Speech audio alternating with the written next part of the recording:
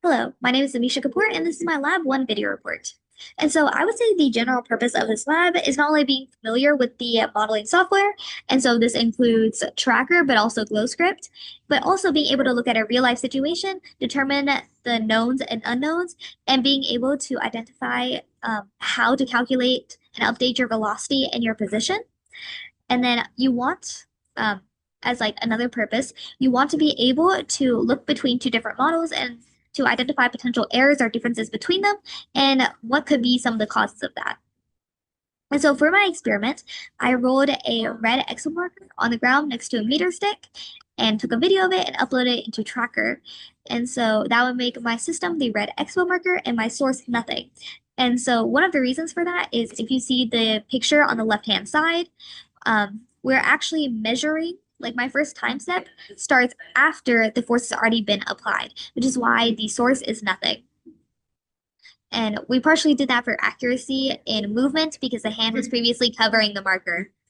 And so one of the knowns that we have are position over time, specifically in the X, and the mass of the marker, which is 0.02722 kilograms. And the software that we use is Tracker and GlowScript as previously iterated. And so general principles that we're going to be using while conducting this experiment are Newton's first law, which is an object in motion stays in motion at a constant speed unless acted upon by an outside force, and Newton's second law, which is F equals ma. And so my new understanding is that there is a slight computational difference between the measured and projected movement due to unaccounted for variables in GlowScript. And so this can include things like friction, but also other slight differences and maybe factors like time during comparison between the two different softwares. And so this is my code from GlowScript. And so one of the first things you can notice is that my time only goes to 0.933 seconds. And the reason for this is that in Tracker, you have the marker hit the end of the meter stick at 0.933 seconds. And so that's why we measure that far. And then we have fnet equal to vector 0, 0, 0. And so we already know that the velocity should be constant because we don't have another force acting upon it. But this is also once again shown by this graph from Tracker, which shows how movement over time is constant in the fact that it's linear.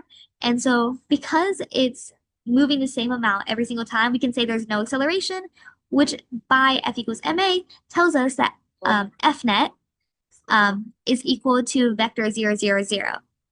And then we also use the velocity update and the position update formulas. And the reason to do that is so we can later be able to see whether or not our velocity is actually constant, and also be able to compare our position versus what was seen in Tracker. And so on top of that, we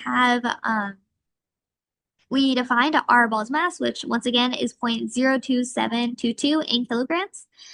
We put in our position, which I got from Tracker, and our ball's velocity, which is actually the slope of the graph on screen right now.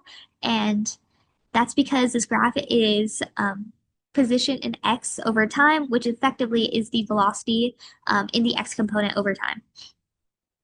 And so these are the graphs I got from GlowScript, which reiterates the idea with position being linear, and then also has velocity being constant, which kind of supports the same ideas that we've seen in Tracker.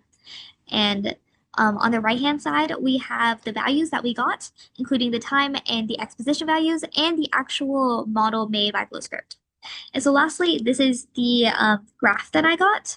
And so you can see that the slope for GlowScript is a little bit lower.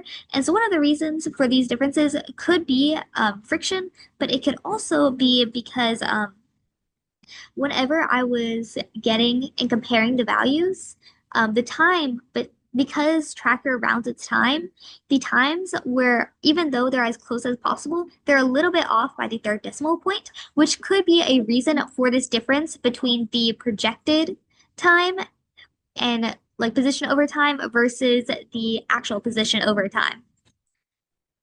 Thank you.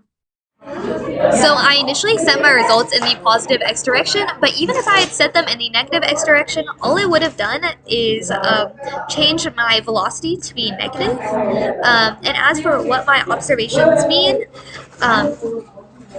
basically what we're seeing is we're having no outside forces. So the only real forces that we can think of right now that are being added to our net force is the normal force that goes through. It's the normal force from the ground and the force of gravity, as the ball is not falling through the ground, nor is it rising up in the air.